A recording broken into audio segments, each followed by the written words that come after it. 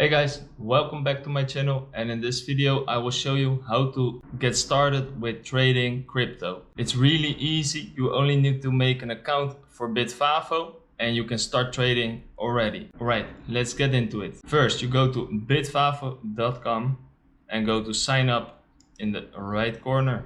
Type in your country of residence, your first name, your last name, and type in this referral code so you can get up to 10k of free trading with no fees. Click on agree and create an account.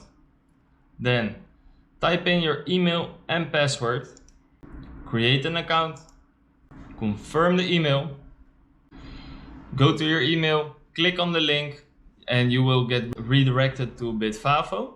And there you log in and you have to do an identification check. Right, after the verification, you need to go to Bitvavo. You can either download the app on your phone or do it using the computer. Right, then you're in your account. And after that, you will need to go to the settings. Right, at settings, you will need to go to verification and make sure everything is correctly filled in there. Then go to your account, click on your name in the upper corner, go to security, and you will need to enable two-factor authentication, 2FA. You need to enable that. Make sure to use the Google Authenticator app and connect that just for safety. After that, you're all done. You will just go to the app and press the plus button.